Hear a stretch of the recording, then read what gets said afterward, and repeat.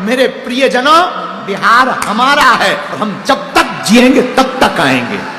को सुनते हैं या बिहार आने से जिनको कष्ट है, हम पहली बात तो ये कहेंगे कि आप बहुत रोटी खाया करो, पेट फुल भरो, लेकिन मेरे बालाजी का भगत एक दिन जरूर सेठ बनेगा।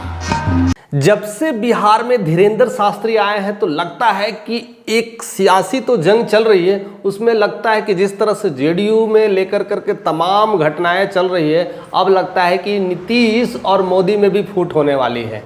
अभी तक तो हमने सोचा था कि आरजेडी के कार्यकर्ता को लेकर के सारा प्रॉब्लम्स हो रहा था, आरजेडी को खिलाफ उनके बयान आ रहे थे और उसको लेकर के गिरफ्तारी की मांग कर रही थी, और उसको लेकर करके कहीं ना कहीं आरजेडी में एक अलग सा कह सकते हैं खौफ पैदा हो गया था, और उसको लेकर के कहीं ना कहीं धीरेंद्र शास्त्री ने वार करना शुरू कर दिया। और हिंदू कि बहुत लोगों को बिहार पर हमारे आने पर बहुत पेट दर्द होता है, का उद्घोष करना शुरू कर दिया।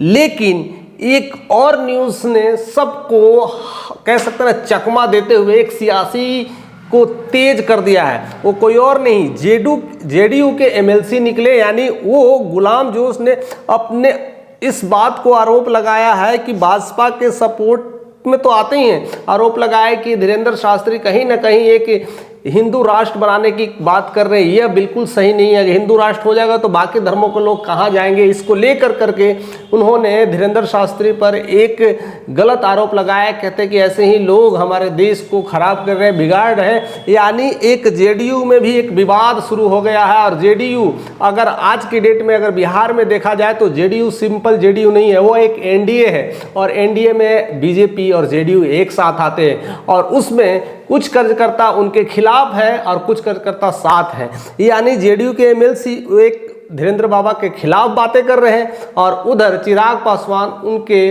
कहते हैं सुर में सुर मिला रहे हैं, या उनकी सद्भावना में की बात कर रहे हैं कि वो जिस तरह से आ रहे हैं सनातन की बात कर रहे हैं तो एक अच्छी पहल है। यानी अपने ही पार्टी में कह सकते हैं उलट खेल चल रहा है। और उधर जिस तरह से बीजेपी के जितने भी कार्यकर्ता हैं ज़्यादातर देखा गया है उनका वेलकम्स कर रहे हैं, स्वागत कर रहे हैं। मनोज तिवारी आ रहे हैं, ऐसे बहुत सारे लोग आ रहे हैं और उनकी स्वागत में समा बांध रहे हैं। यानी अपने ही पार्टी में एनडीए में ही यह ऐसी फूट और विषाद देखने को मिल रहा है। इसमें तो ऐसा लगता है कि आने वाला दिन जिस तरह से अक्सर देखने को मिलता है, मोदी और नीतीश की बनती नहीं है, कभी चुप्पी साध लेते, कभी वो मिलते नहीं है, ऐसे पिछले 3-4 महीनों से देखने को मिला है। और उसका असर और तेज हो गया है जब बाबा बागेश्वर धाम धीरेंद्र शास्त्री जी जब वो आते हैं बिहार के गोपालगंज से जैसे ही आते हैं और बातें करते हैं, उससे पहले तो आरजेडी की तरफ से बहुत सारे हंगामे हुए, बहुत सारी बातें हुई, बहुत सारी गिरफ्तारी तक बातें हुई। और उसको लेकर के जिस तरह से धीरेंद्र शास्त्री ने बम फोड़ा और कहा है कि ये मेरी धरती है, ये गौतम बुद्ध की धरती है। भाई बाप, ये देश राम का है, ये देश कृष्ण का है, ये देश संतों का है, सुभाष चंद्र बोस का है, हम यहाँ आते रहेंगे, इस तरह से शंखनाद किया है। और साथ साथ हिंदू राष्ट्र की बात की है। अब इसको लेकर करके तो सही चल रहा था, सब चीज़ कहीं ना कहीं एक तरफ लग रहा था कि ओके है, यानी आरजेडी को एक तरफा कर दिया गया है।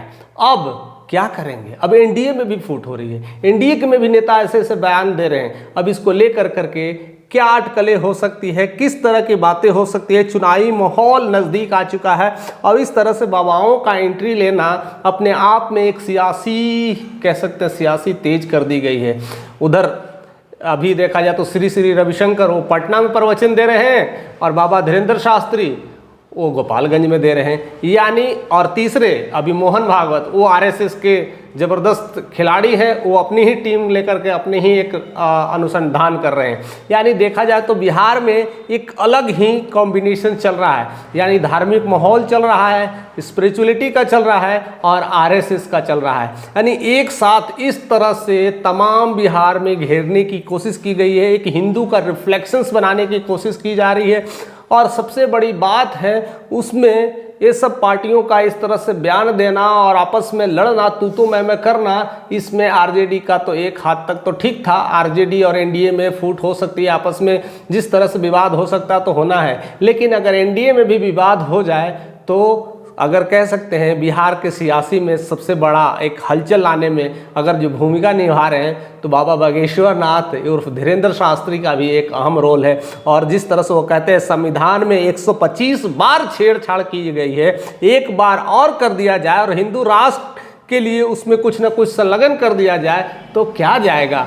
और यही बातें को लेकर के पूरी तरह से विवाद हो चुका है और उसको लेकर के कहीं ना कहीं जेडीयू के एमएलसी गुलाम जोश ने इस तरह से बातें कर दी है और कहीं ना कहीं ये मामला पूरे बिहार में गर्म हो चुका है। उसको लेकर के सियासी जंग चल रही है और उसका असर अब धीरे धीरे बिहार के इस रंगमंच में पड़ने लगा है। और ख़ास करके यह और भी ज़्यादा तेज कब हो जाती है कि अब यह मामला होली का है और होली में अक्सर कुछ न कुछ ऐसी ही चीज़ें होती है। और होली को लेकर के भी एक अलग वीडियोस मैं सेपरेट बनाऊंगा कि क्या क्या चीज़ें हो सकती है, इसका असर किस तरह से बिहार के रंगमंच पर पड़ने वाला है, क्योंकि होली का मामला है और उसको लेकर के और भी विवादें तेज होती चली है। अब इसको लेकर के किस तरह से इसको तमाम चीज़ों को ठीक किया जाएगा, यानी धीरेन्द्र शास्त्री इसको कैसे लपेटे में लेंगे या फिर ये जो चल रही है एनडीए में तनाव चल रही है इसको कैसे दूर कर पाएंगे। जिस तरह से आरजेडी ने अटैक किया था वो तो चलो ठीक है, वो विपक्ष की पार्टी है, बट एनडीए में भी इस तरह की फूट अगर होने लगी तो क्या करेंगे चिराग पासवान, क्या करेंगे मोदी जी, क्या करेंगे नीतीश जी, ये सब आपस में लड़ने लगेंगे तो फिर कैसा चलेगा। यानी बिहार का सियासी में इस तरह की अटकलें होना अपने आप में दिखाता है, अपने आप में एक चुनौती का प्रतीक बन जाता है और लगता है कि अपने ही पार्टी में अगर ऐसे फूट हो तो कहीं ना कहीं मामला संगीन हो सकता है और आने वाला विधानसभा का चुनाव में भी एक नया खेला हो सकता है।